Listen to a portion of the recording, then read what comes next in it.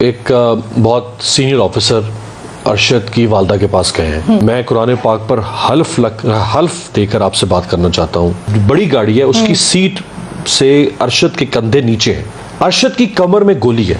गोली को कमर तक पहुंचने से पहले सीट में से गुजरना है। सीट में कोई सुराख पिछली नहीं। 2 सीट से बड़ी सीट गाड़ी में है। कोई सुराख नहीं है। अरशद को मार के कत्ल करके गाड़ी में बिठाया गया। अमीर अब्बास साहब, आपको सर क्या सारी सिचुएशन को देखकर लग रहा है, जिस तरह की रिपोर्ट्स आ रही हैं, 3 घंटे तक उनको रखा गया, जिस तरह से उनके ऊपर बदतरीन तशद्दुद किया गया, क्या फायदा है वकार को, खुर्रम को? वो ऐसा क्यों करेंगे? कोई ना कोई बेनिफिशियरी तो है।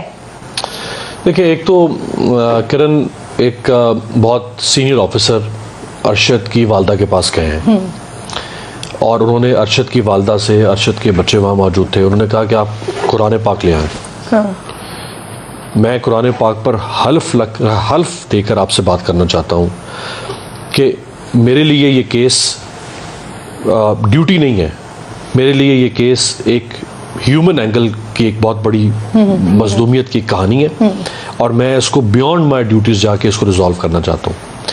जो टीम हमारी इस पर काम कर रही है उसमें एक ऑफिसर जो FIA से गए हैं, डॉक्टर अतर वहीद जी। डॉक्टर अतर वहीद ने तकरीबन 7 साल तक इसी से, यानी पुलिसिंग में रेलेवेंट उनकी क्वालिफिकेशन है, पाकिस्तान से बाहर उनकी PhD इसी में। दुनिया की 3 बेहतरीन पुलिस फोर्सेस के साथ उन्होंने काम किया है। बहुत अपराइट और डेड ऑनेस्ट ऑफिसर है, उनकी जो पुलिस में रेपुटेशन है। मैं उम्मीद करता हूं कि उनके इस टीम का हिस्सा होने की वजह से ये केस कंक्लूड होगा। अब मैं आपको इस केस में एक बड़ी अहम चीज़ आपसे शेयर करना चाहूँगा जो शायद लोगों के नॉलेज में नहीं होगी। अरशद चूंकि ड्राइविंग सीट के साथ वाली सीट पे बैठे, पैसेंजर सीट पे अरशद की हाइट है 5 फुट 7 इंच। जैसे मैं इस वक्त एक कुर्सी पे हूँ, आप एक कुर्सी पे बैठी हैं, तो गाड़ी की सीट, जो बड़ी गाड़ी है, उसकी सीट से अरशद के कंधे नीचे हैं और सर के पीछे है हेड रेस्ट। जो खून नाक होता है ना, वो जरूर आश्कार होता है। अरशद की कमर में गोली है, पसलियों की साइड पे गोली पीछे से आई है। गोली को कमर तक पहुंचने से पहले सीट में से गुजरना है। सीट में कोई सुराख नहीं। पिछली 2 सीट से बड़ी गाड़ी है। कोई सुराख नहीं है। हेड रेस्ट में कोई सुराख नहीं है। इसका मतलब है कि अरशद को मार के कत्ल करके गाड़ी में बिठाया गया। और जैसे बता रहे हैं सेनेटर साहब, ये गवर्नमेंट को वर्बली कन्वे कर दिया गया है कि ये टारगेट किलिंग है। मंडे को हमारी टीम UAE जा रही है, वो तकरीबन 3 से 4 दिन वहां कायम करेगी।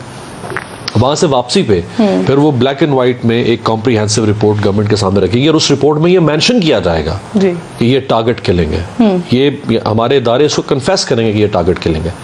अब इसमें जो अहम तरीन किरदार है वो खुर्रम है और उसका भाई वकार। लेकिन खुर्रम चूंकि बिल्कुल साथ था, वो ओन कर रहा है कि मैं साथ था। हमारी टीम जो यहाँ से गई, उन्होंने खुर्रम को लिया, वो उस क्राइम सीन पर गए। क्राइम सीन पर जाके उस क्राइम को रिकंस्ट्रक्ट किया गया जी। उससे समझा गया कि ये क्राइम किस तरह से हुआ।